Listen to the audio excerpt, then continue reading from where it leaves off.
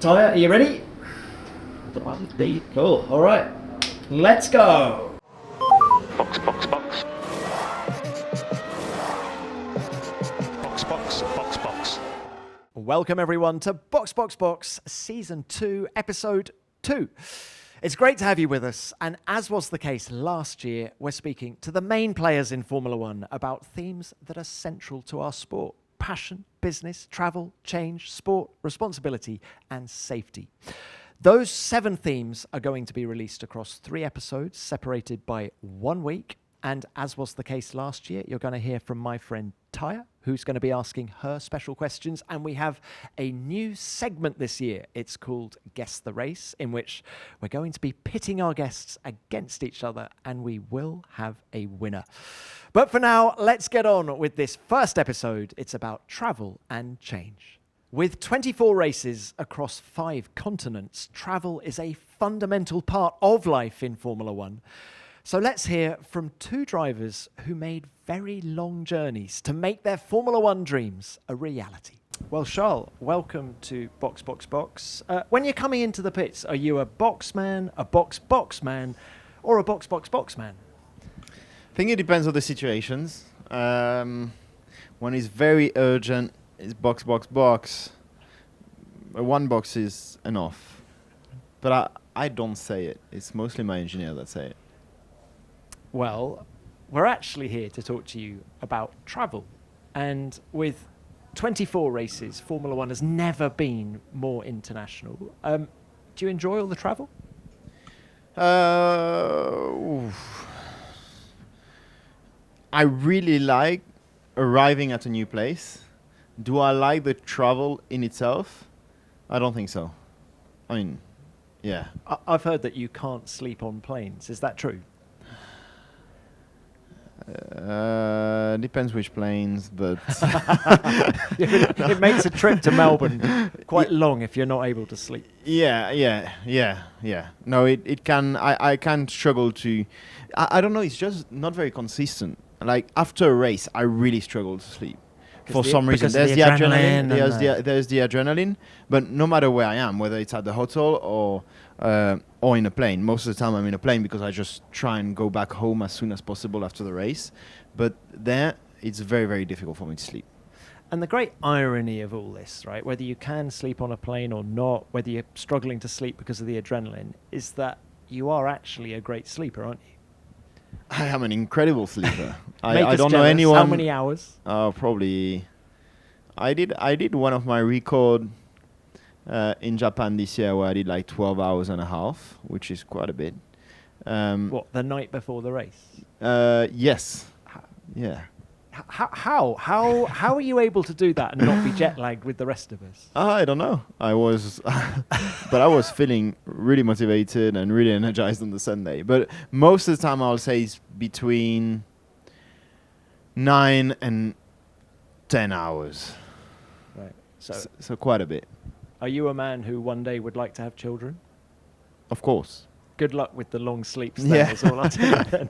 Yeah, true. Now, look, this is a multifaceted show, Charles, and our next bit is Tyre here has a question that she wants to ask you. She's prepared 5 questions, so please give her a number between 1 and 5.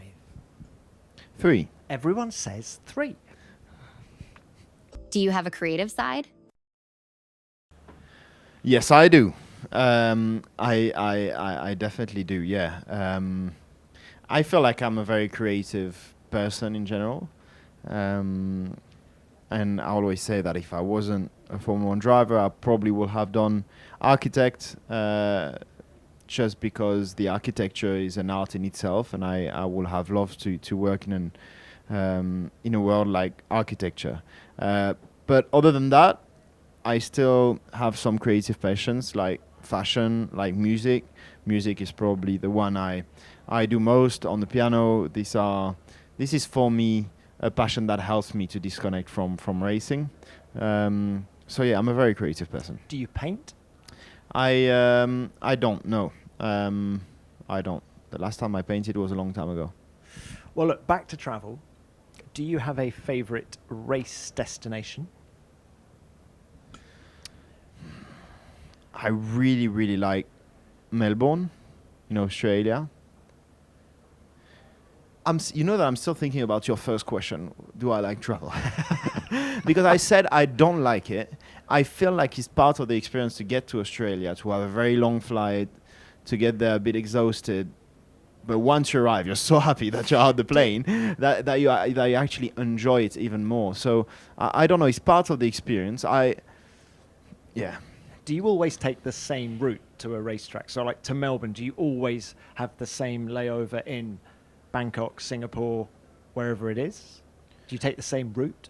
No, because our program are so different all the time that I'm never actually going to Australia from the same destination, because I'm always doing something somewhere. So no, I'm not. What about when you're in holiday mode? What do you look for? Do you like to travel, or do you just like to collapse at home with your other half and Leo the dog? I actually love to travel. Well, we got to the bottom of that then, didn't we? I said the exact opposite in the same in the same podcast. But no, I love to travel, but again, for the same reason as earlier, I like to see new places, new people, different cultures. This is something that I really, really enjoy. And yeah. So yeah, most of the time what I do during my off time is, so we have the boat and we take all my family around, and we always try and go to new places around Sardinia, around Corsica is what I love doing most. But I'll say the most important thing for me is to have the people that I love with me. From that moment, I'm happy anywhere. You talk about new cultures and things like that. Have you been anywhere that ticks those boxes recently? Yeah, Did you go to Mexico last week? Exactly, I did New Year in Mexico, which we loved. I mean, the whole family loved it so much. It was amazing, beautiful. The people are so nice. The mariachi also are giving. It's something that, I don't know, stick with you also when you go out of Mexico. These are the things that I'll remember, just the evenings with my family with the mariachi. There's just something to it, and something very unique about Mexico that I really enjoyed. Well, Charles, it has been wonderful to have you on the show. Thank you for all those thoughts on travel, and I think we've established that you're a fan. I am actually. I do actually really enjoy traveling. Now look, we're going to end this by what we call Guess the Race. Get ready. Your challenge is to guess the race using up to 5 photos. You'll see them one by one, and you can guess at any moment.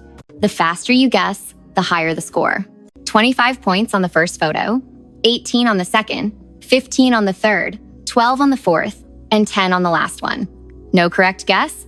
0 points. Let's play. All right, I want the race and the year. Quite difficult to start with, and then they get easier. All of these pictures. For the fence, I'll say Abu Dhabi. Okay. It's not Abu Dhabi.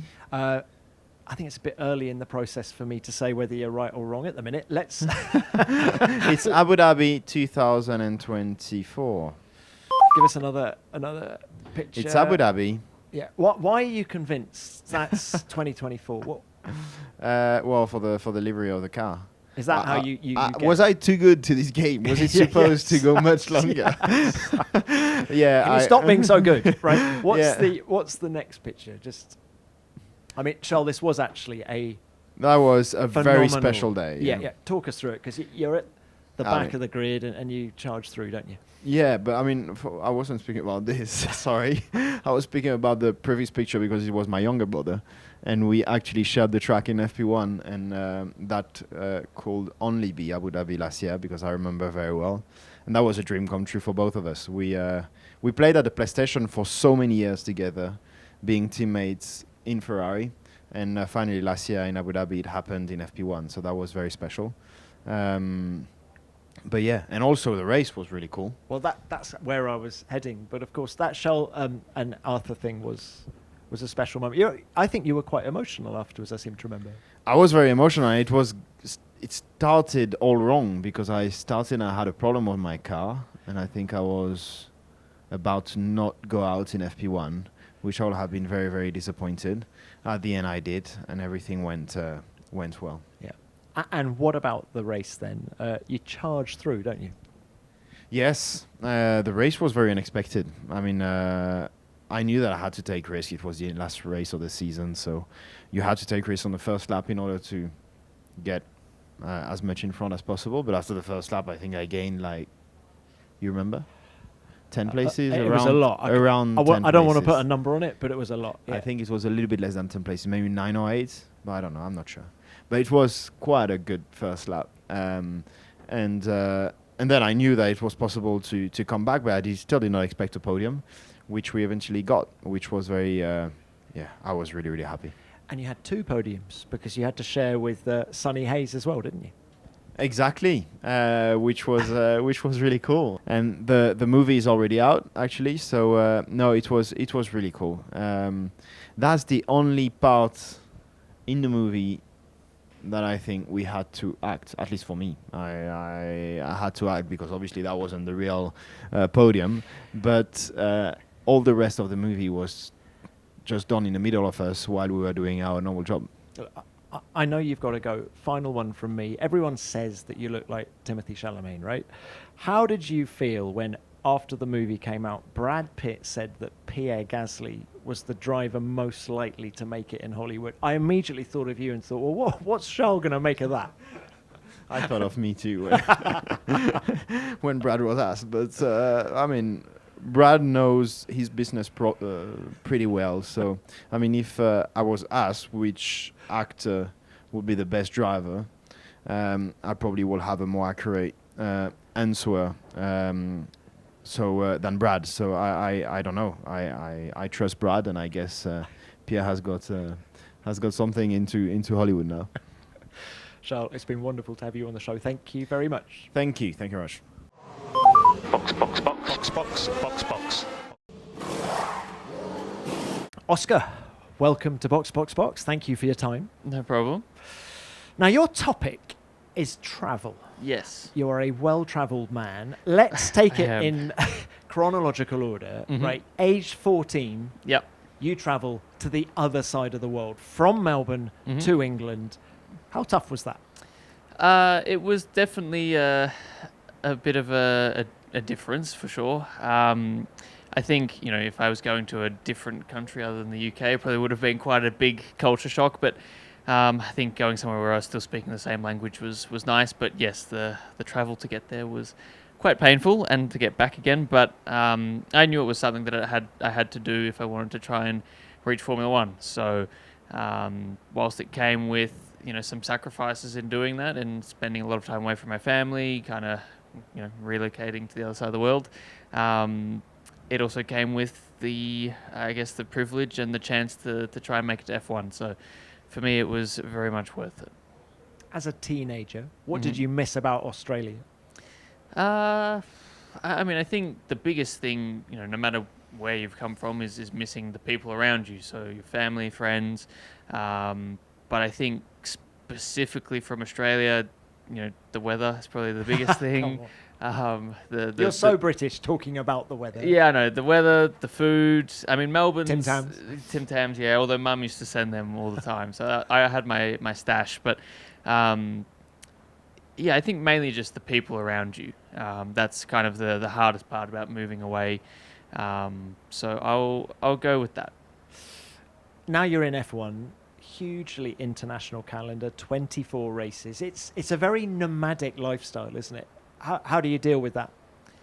I get by. I think that's how we all do in the paddock. It's a challenging season, and that's honestly one of the hardest parts of being within the F1 world is just the travel. Obviously the racing part is difficult. The everything that goes along with that is tiring, but the actual travel and just even though you're sitting down on a plane or whatever it might be and not doing anything, it still takes a lot out of you. And then adjusting to different time zones all the time, and just the frequency that you fly, that really takes it out of you. So a tough calendar to get right. You have to spend ironically, you have to spend a lot of energy on trying to not spend a lot of energy, if that makes sense. You got to plan yourself very well. You got to have good time management. Plan your sleep schedule, your jet lag, so that you feel better in 3 days time, 4 days time, and that doesn't stop pretty much from March till December. Yeah. So it's a tough one that you can get behind the 8 ball on very easily. Do you unpack when you're in a hotel room? No, I basically I have the same packing structure that I've had for the last 10 years now. But no, I don't. I mean, all my team kit is at the track for me, so I don't normally have to. So you don't pack anything? I don't pack much, especially for these European races. I don't pack much. Enough undies, enough socks, and Any that's Lucky pretty much it. Charms? No Lucky Charms. Okay. Just the bare essentials and probably plus 1 or 2 spares. So that's it. But no, I mean, I'm not. I can do my own laundry and stuff, but I'm not a big, I'm not a person who spends a lot of effort on getting things out, making them nice, just to put them all back in again at the end of the weekend. So they stay in the suitcase. I fold them to the best of my ability, which is not very great, and then I go from there. Talking of Lucky Charms, this is Taya. Yep. You've had a few of these for pole position. Yes. She has some questions. She's prepared 5. Okay. Give us a number between 1 and 5. 4. That's the first 4 we've had. Okay. Have you ever changed your routine after a bad result? I'm still getting over the fact that a Ty has just asked me a question. Probably yes. I mean, I think now, now that I'm much further into my racing career, still pretty early into my F1 career, but I've been racing single-seaters for 8 years now. So I think in those early years, yes, but mainly because you're still trying to find what works for you and what doesn't. I think, there's very subtle changes even now, but kind of once you find what works for you, then you stick with it. And I find for me, the results often don't influence that. It's kind of how I'm feeling about what that process is, which is what I try and focus on, because I've had times where my process has been great and I've loved it and had a terrible weekend, and then other times where I thought I didn't follow my process that well and it still worked out okay. So I think just trusting the process you eventually get to is the important part. Now, talking of terrible weekends, can I ask you about diet when you're on the road? Yeah. Because I remember, where was it where you couldn't even keep a slice of toast down? Baku, Yeah, 2023. 23, right? Yeah. Do you know what caused that? And is there anything that you avoid when you're on the road? I still don't know exactly what caused it. It was food poisoning, but I don't know what from. I generally try to stay clear of sushi and raw food too close to a race weekend, which is a shame because I really like sushi, especially when we go to Japan. It's very hard.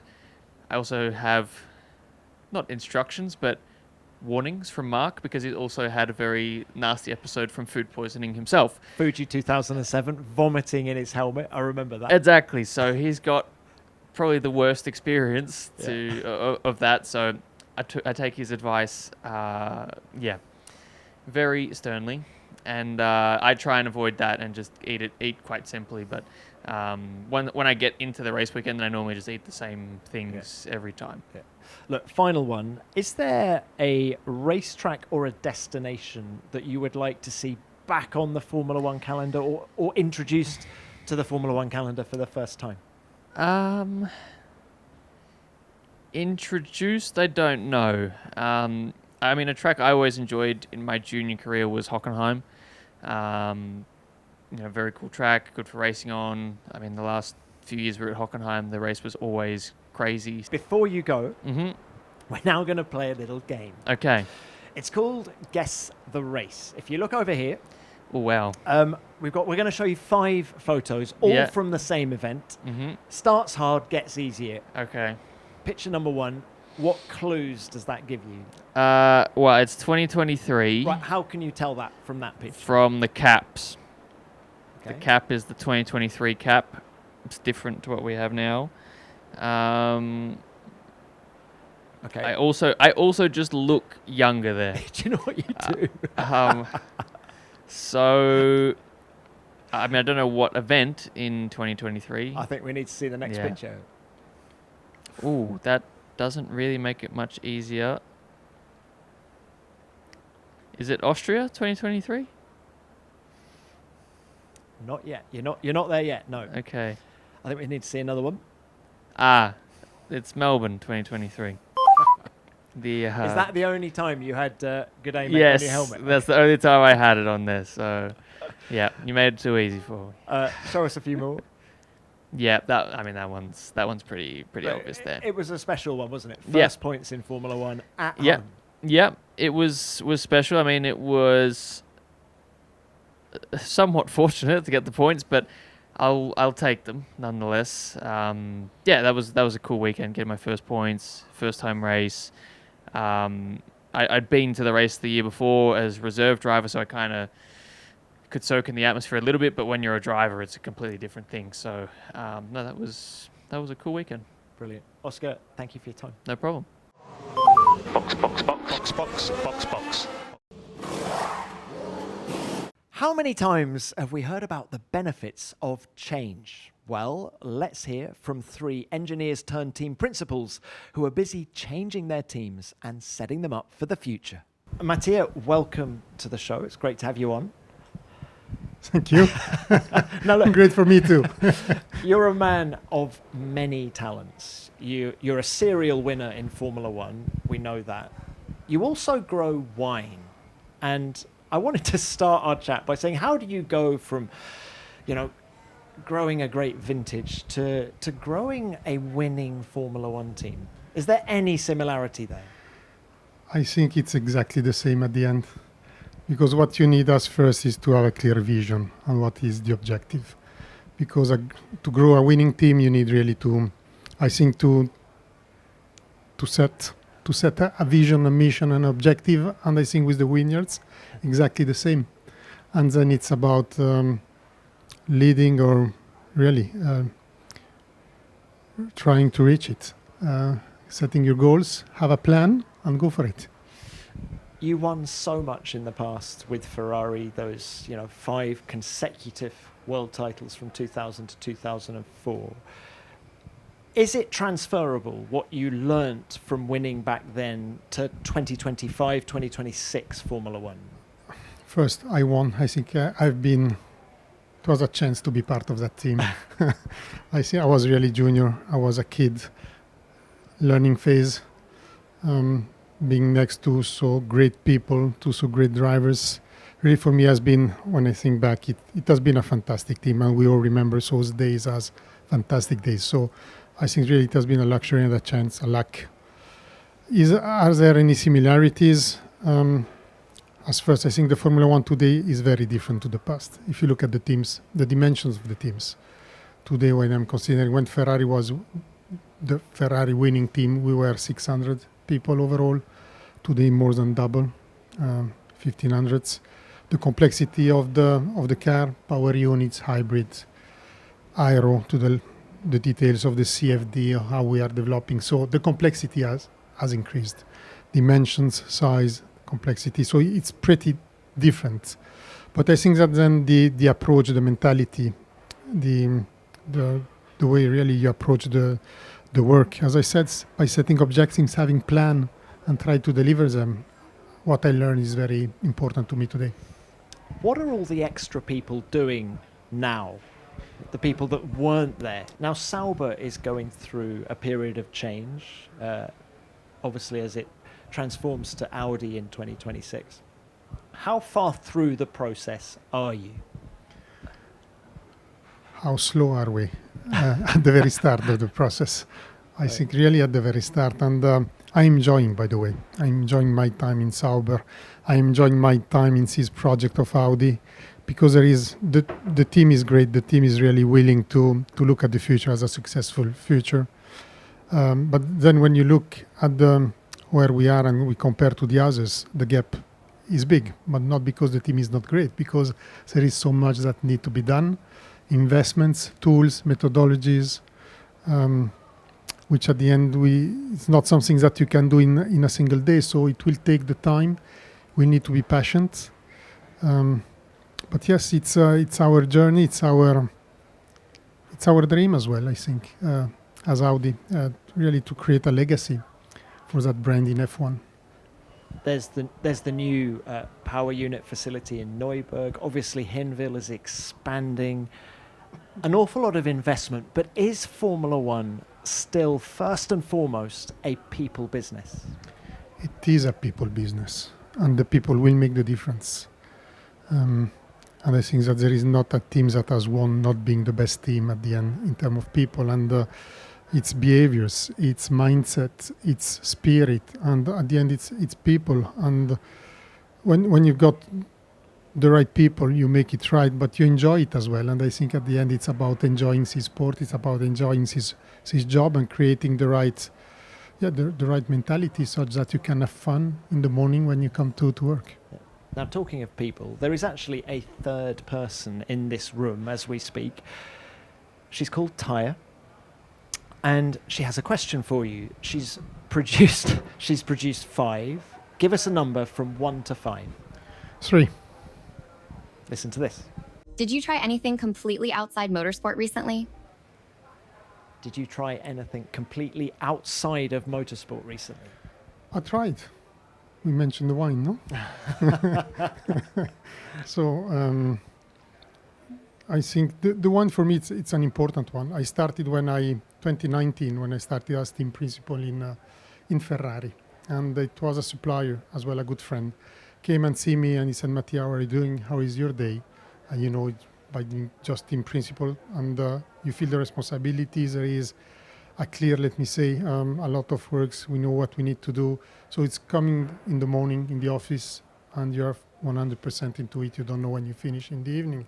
And he told me, Mattia, you're completely crazy. I understand all that. You're team principal, blah, blah, blah. But maybe you should have some time for yourself. Enjoy at least a 10% or 20% of your time, and that time will be precious for your work as well.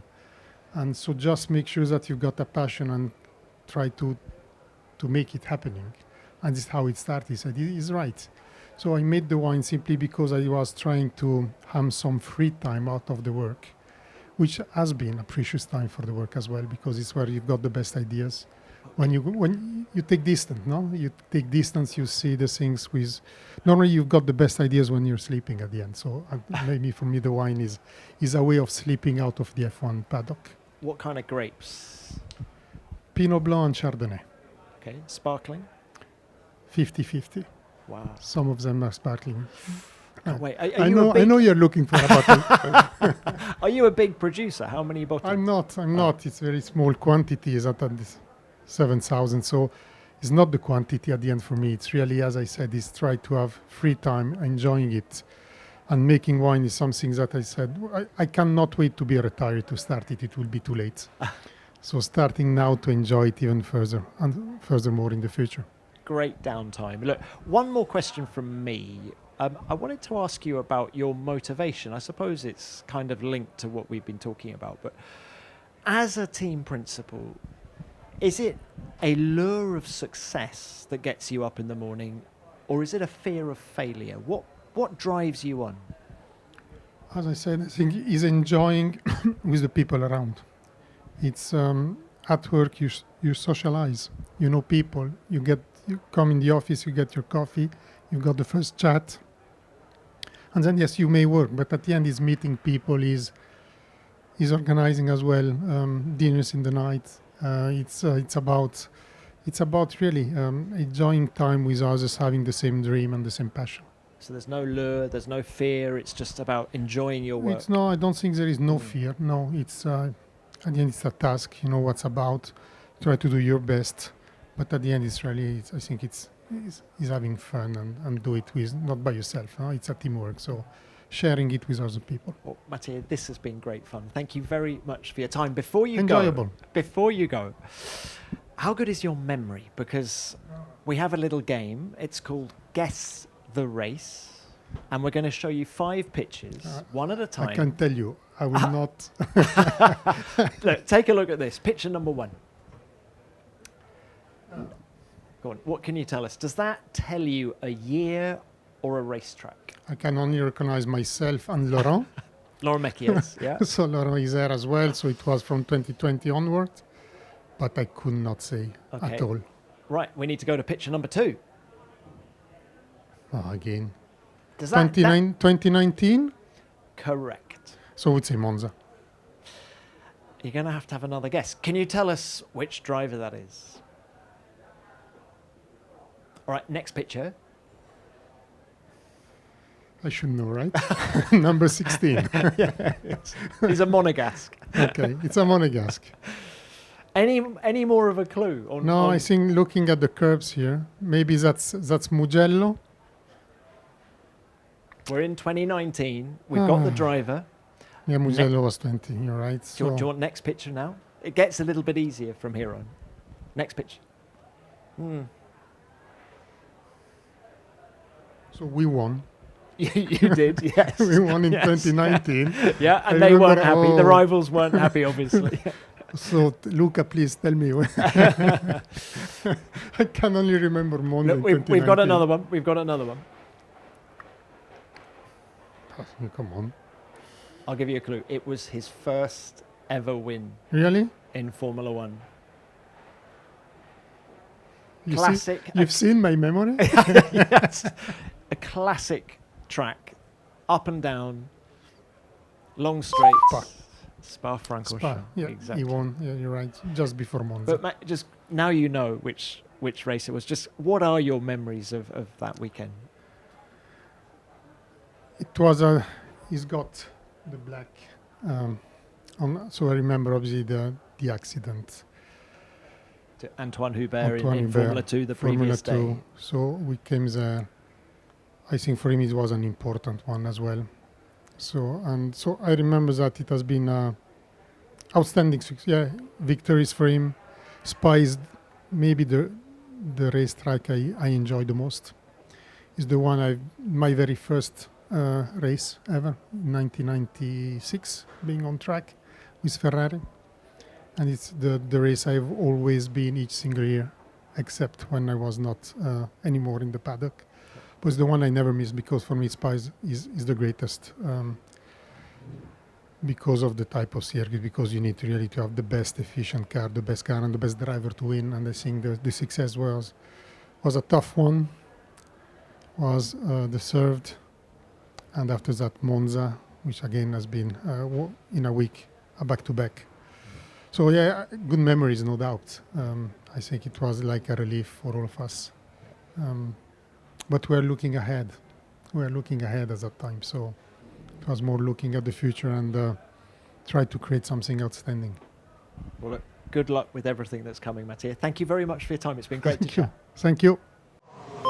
Box, box, box, box, box, box, box. Laurent Mekies, a very warm welcome to Box, Box, Box. How are you, first of all? Look, good. You know, we never get bored in this business, so no, it's good. It's just before qualifying for those who are watching, so high intensity. High intensity. Now, you say we never get bored, and I wanted to talk to you about change because you definitely haven't been bored in the last 2 years. You've gone from Ferrari to Racing Bulls to Red Bull Racing in 24 months. Look, how difficult is it to manage that level of change? Well, obviously, you never look at it like that, no, because you just look at it as separated events, and you know, I guess the dominating factor is that you really try to stop yourself from reproducing what you have been doing or not doing in the previous experiences, because every adventure is different, every team is different. So I think the biggest element is to make sure that you sort of park what you have seen in a part of your head and open your mind as much as possible and try really to embrace the team you are discovering, try to get a true understanding of its dynamics, and only then you can eventually support the people. You say every team is different, but how different? Because the goal is the same for every team, to build the fastest racing car you can and win races.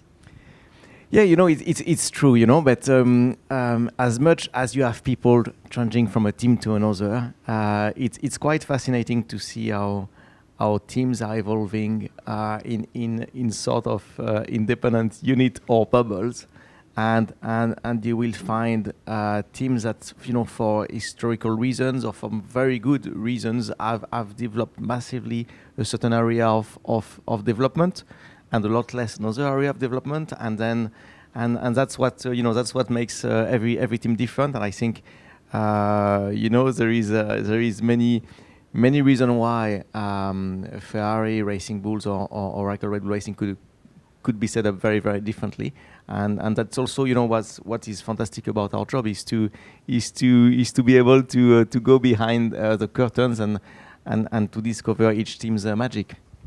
Let's talk about that magic, because you've worked for Italian-based teams. You're now obviously in an English-based team. Is there a fundamental difference in the way they approach racing, depending on what country you're in? I really don't think it's down to the country. I think fundamentally teams are very international units, and every teams in Formula One now, you have whatever the number is, 30, 35, 40 nationalities. Of course, the majority of these nationalities will be Italian at Ferrari or English at Oracle Red Bull Racings, but still what you find is a culture where we are used to that mix. So the Formula One common denominator will be that we are used to that mix. We are used to have different way of looking at things around the table, starting from the drivers themselves, with their own background and culture and approach, to any of the engineers or the crew members, we may argue about weather or lunch, but when it comes to work, the approach is really not linked to nationality or another. Your team principal now, you have an engineering background. Can we talk about adaptability now, and specifically over a race weekend with your engineering head on? How often do things not work out? In terms of? You put a particular setup on the car and you realize within 5 laps it's not the right one. Is that something that happens like every weekend? Well, at first, I think it's fair to remind ourselves that you have a very, very large engineering departments, technical departments.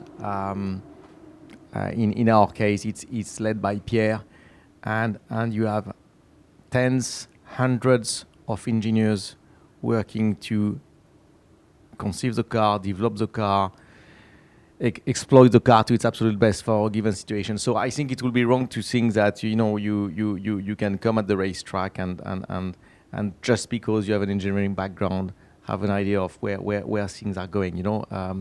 The job is simply to make sure that these guys have what they need to work, and that as a flow in the team and the support they get is as good as it can be. So then to your point,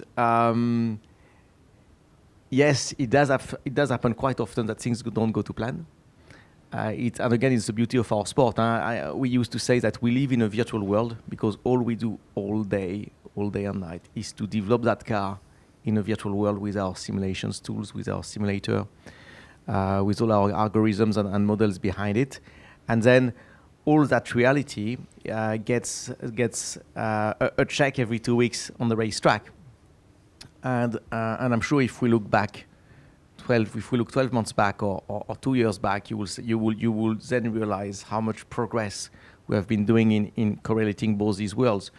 But yes, we do get every weekend around issues that or items or elements of the cars that have not been captured fully in our virtual world, and that's the beauty of the sport. Is that technological push that leads us to improve our modelings and to improve our approach every race. Now, you mentioned the virtual world. I'm going to take a break because Taya here has a question for you. She's prepared 5. Can you give me a number between 1 and 5? 3. Okay, 3. Do you have a creative side? I don't, luckily for the team I'm working for. But outside of Formula One? No, look, we tend to take our jobs a little bit too seriously. and therefore it's probably fair to say that the creative side is left on the side more often than not. But there is very, very clever people in the team having that functions, and they do that much better than what I could do. But can you paint? Can you? I don't know. No.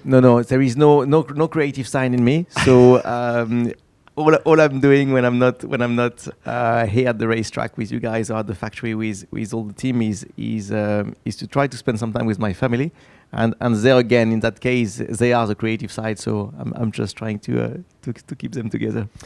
Right, Laurent. We've talked about the team and the changes that happened there. We've talked about you. Can we talk about drivers now? How much has the beast of a Formula One driver changed in the 25 years or so that you've been involved? I think they followed, probably, I need to be careful to what I'm saying, but I think they certainly followed the evolution of the sport in terms of how competitive the sport has become, how tight the gap is or are, and how extreme we have been going at trying to optimize everything.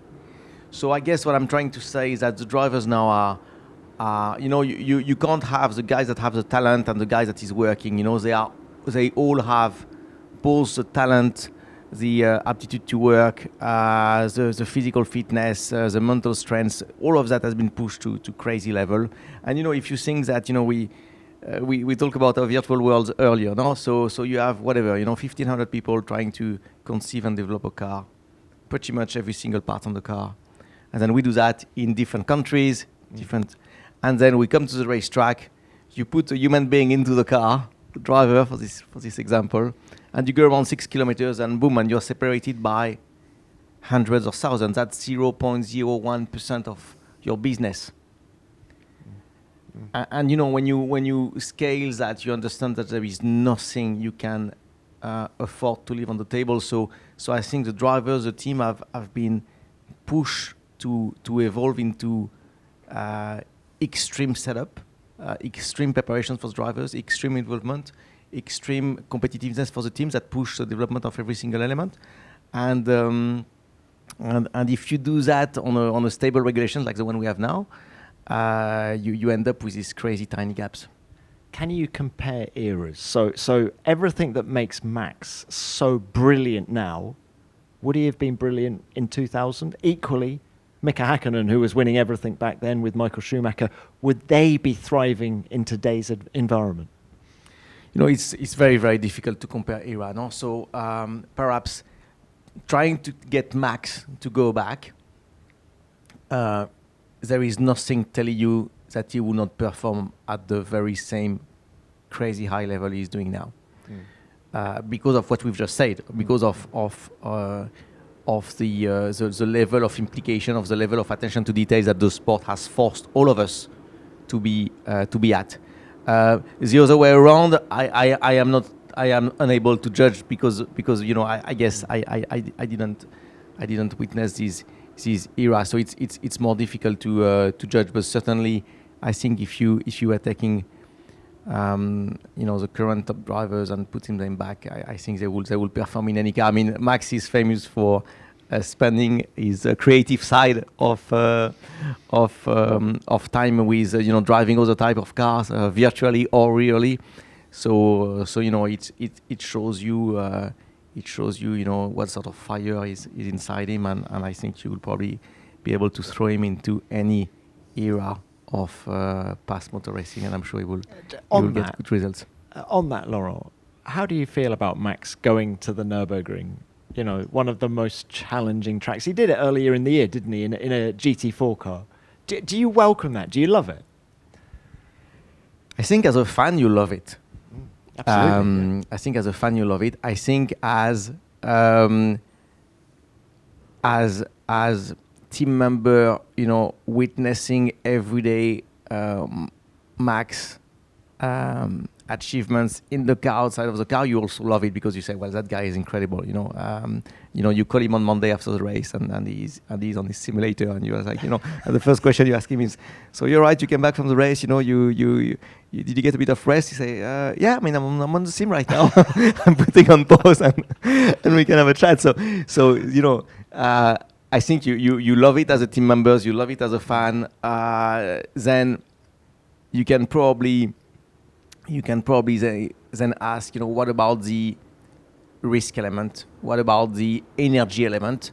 But on the energy element, you can see it's something that is firing him up, and therefore we may as well have a benefit from him having that drive for pure racing, because that's what it is. And then the risk element, we tend not to think about it. Laurent, it's been such a great chat. Look, there is one final element, if I may. It's called Guess the Race. It's a new thing for Box this year. We're going to show you a series of pictures. I just need the race, the year, and any details you can remember from it. So are you ready to go? Yeah, I told you I don't have a creative side, but yeah, we can try. All right, let's have a look at picture number 1. What's that telling you when you look at that setup? Look, it's probably a track like here, meaning high braking track, because the size of brake duct is very large. So it's not a very recent car. So it's probably a fair amount of years ago. So I guess in these days we were driving with sort of brake ducts in Montreal, in Monza, this sort of track, or in the old Hockenheim probably. I would say so far so good. Right, let's have a look at picture number 2. Does that show anything? Yeah, it does. It probably gives you a clue as to what the weather was like at that particular race. Yeah, that looks really, really bad. So it's so I guess it's a wet race weekend of any of these 3 tracks. All right, and what are you thinking? At least 10-15 years ago, just from the brake duct. Yeah. Okay, I think you're going to get it on the next one. Where's that? That will be in Monza. That's Italy. The long straights, hence the big brake ducts for the braking. Right, what year? Wet Monza, 10 or 15 years ago. Did you pick the year where Sebastian won, maybe? His first win, exactly. Okay, well... No, thanks for that. That was the first win for Sebastian's, memory none of us can forget. Monza 2008. Very first win actually for the Red Bull Group in Formula 1. Mm-hmm. A big hello to Sebastian if you watch that. Fascinating. Laurent, thank you very much for your time. Thanks. Thank you. Box. Andy, it's lovely to have you on the show. Good to see you. How are you? I'm very well, thanks. It's great to be here. Good to see you too. Now, you're a man who has had a lot of success in his Formula One career. I want to start with quite a big question. What is the biggest thing you've learnt about winning in that time? I think it's down to the strength of the team that you're working with. The group of people that make everything happen. It's never one person. It's rarely just one area. It's typically having good strength across every single area of the team that's pulling either the power unit together or the race car. So it's. And how important is it then for a team, even if it's winning, to change, to evolve? I think in everything we do, it's about reflecting on what you've just achieved and seeing the areas for improvement. So perfection's something that you aspire to, but you never actually achieve. You never achieved that in your career? No. Perfection's it's aspirational. I think if you believe you've reached perfection, you should probably retire. And do you subscribe then to Niki Lauda's theory that you learn more from failure than you do success? I think so, although It's ironic that that comes from Nicky, because even winning alongside Nicky, he'd always sort of, clip you around the ear hole, 2 minutes after having a glass of champagne and say, right, now think about all the things that you were worried about this morning that might stop us from winning. So Nicky was a great one for, regardless of whether you're winning or losing, pushing you to think about the things that, you can make better, because that's how you stay in front. Yeah. The race never stops. Never. So look, what about Aston Martin? This feels like a period of transition. How far through the evolution are you? I guess we're at the stage where we've had tremendous investment. We do have lots of people. We've got new, strong people just joined with Adrian. And it's bringing it all together. It's getting the recipe of the people to work well together, the equipment that we've got, an amazing wind tunnel, driver in the loop simulator, facilities. It's getting all of that together and getting it to work in harmony. And sometimes that's the hardest bit, getting a group of people to work together where they communicate like it's in one brain. Yeah, so it's very efficient. You're an engineer, but are you also a conductor, the leader of the orchestra? Is that how it feels now as team principal and CEO? I think through the majority of my career, I've led teams from, small teams of, say, 5 engineers. Yeah. And you quickly realise that it's not about what you do, it's about what the group does. And so it's how do you make sure that everybody fits together well and you get more out of the collective rather than the sum of the individual parts. As an aside, talking about you being a conductor, can you play a musical instrument? No. I played the triangle badly once at my primary school. That's about as far as it went. Now, Andy, we've got some fun and games in here. This is Taya, and Taya has a question for you. She's prepared 5 questions. So give us a number from 1 to 5. 3. It's my lucky number. If F1 were a person, how would you describe your relationship? How would I describe my relationship? If F1 were a person, how would you describe your relationship with it? Oh, that's a good one, isn't it? I need to be careful what I say, don't I? Will my wife hear this? Relationship with F1. I guess I'm passionate about F1. I'm not going to say that I'm in love with F1 because my wife would get grumpy, wouldn't she? But no, I'm passionate about it. It's a challenge that I enjoy. Yeah, and I guess it's been the majority of my life. It's a way of life, isn't it? It's not It really is. a job. Yeah, no, it's there have been times when I've used phrases like, it's almost infectious. Yeah, it becomes part of you. You're single-minded, obsessive. Right. It is something that for lots of us, we wake up and we think about it. And that's why it's important to get away now and again and, family, friends and so on. But yes. Do you take the job home? Sometimes, yes. I try on the drive home to switch off. However, yes, a long film on a Friday night, do I pay attention throughout it when I'm sat with Sarah? Maybe not. Can we throw it forward now? We've got the 2026 rule changes. It's a big moment for the sport, but I wanted you to look at your career as a whole and tell us how you think the technical challenge of Formula One has changed over the last, 35 years?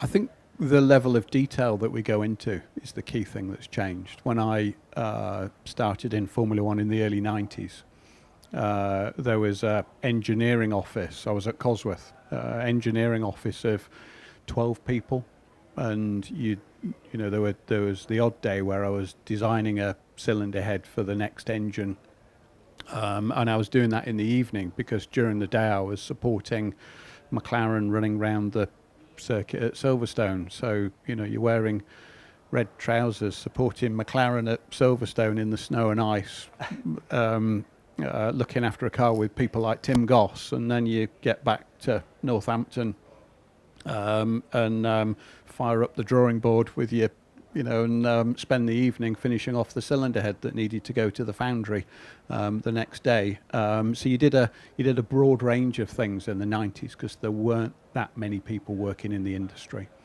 Yeah. These days there are a lot more, so the breadth of work is less, but the depth that you go into, the detail that you go into is significantly greater, and I think that's the big change. And the days of you designing things are over? I like to have the odd idea. I'm not sure that they work. When you do sketches away from a drawing board or away from CAD, you use Vari-scale, I refer to it, and you make everything work. The reality of making things work, well, that's what the clever engineers sort out these days. Well, let's bring some pictures to life now. Andy, we're going to end this with what we're calling Guess the Race. We've got a selection of pictures. Not much to give away the race in the first picture. What are you thinking? Nico Rosberg. Correct. 2014. What makes you say that's 2014? I'm not very good at recognising cars, to be honest. From that period, I was more into engines and exhaust systems. Narrow wing, 2014. Okay. Correct. Next picture. You're not going to tell me whether I'm right or wrong. Well, not yet. Any closer to the race? You're not leaning towards Barcelona, are you, or something nasty like that? No. That was not. Although this one was mixed fortunes, actually. Okay. Wasn't Barcelona. No, you're going to keep going to help. Next pick. Now that's an iconic shot from this particular racetrack. Melbourne. That is correct. Melbourne 2014. Now, Andy, Nico Rosberg wins the race. Yeah. Lewis Hamilton, not so lucky. DNF'd. I had to call it. Did you have to call it? Well, yeah. just tell us a little more about what happened that weekend and why it was significant. We had, that was the first race of the new V6 ERS power unit, and we had a misfire on Lewis's engine, and it, between the ignition coil and the spark plug, there's a rubber tube, a silicon rubber tube, and it got a split in it, and so the spark was arcing across to the cylinder head and got a misfire. And we noticed it on the formation lap. As early as that? Yeah, and so we decided to start, and we were trying to think of what could we do, what could we default? Do we turn that cylinder off and try and do well in the race on 5 cylinders? But I decided no, we needed to pull the car in. About halfway through the race, wasn't it? It was 2-3 laps in. It was very early on. But Nico did win the race. Nico won the race. Yeah. Phew. What a great chat. Andy, thank you so much for coming on the show. It's great to speak. Thank you very much.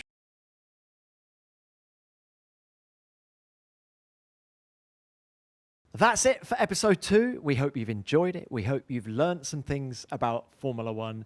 Don't forget to subscribe and ring that bell so you don't miss any future episodes. We'll see you next time. Box.